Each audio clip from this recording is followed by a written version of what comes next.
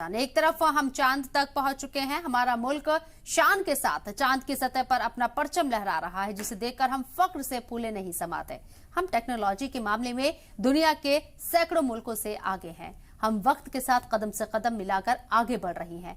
और अगर ऐसे में हम आपसे कहें कि अभी भी हमारे मुल्क में एक ऐसा इलाका है जहां जरूरत पड़ने पर एक एम्बुलेंस तक नहीं मिलती है। हम बात कर रहे हैं असम के एक जिले बोगाई गांव की, जहां मरीजों को एम्बुलेंस की जगह ठेला गाड़ी से अस्पताल ले जाया जाता है। हाल ही में जिले के कोकिला पुलिस स्टेशन के नंबरपारा इलाके में बेहद शर्मनाक तस्वीर देखने को मिली। यहां रात के अंधेरे में कोई एम्बुलेंस नहीं होने की वजह से जहानारा बेगम नाम की एक प्रेग्नेंट खातून को उनके शौहर ठेले गाड़ी पर ही हॉस्पिटल ले जाते दिखे। तो ये तस्वीरें सोचने पर मजबूर करती हैं, कई सवाल भी उठाती हैं कि जहां मुल्क इतनी तरक्की कर रहा है तो वहीं असम का ये गांव कैसे अछूता रह गया।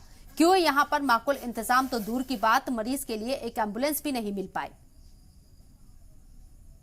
कोई एमएलए, कोई प्रतिनिधि जो है, कोई सरकार ने, कोई गवर्नमेंट अभी तक रोड की कोई काम नहीं की है। हम लोग की अपील रहेगी जल्द से जल्द नंबरपारा गांव की जो यातायात करने की एक ही व्यवस्था है, रोड है, इस रोड को जल्द से जल्द करें, क्योंकि इसमें जो है रोगियां ले जाने के लिए बहुत दिक्कत होती है, गाड़ियां नहीं आ पा रही है।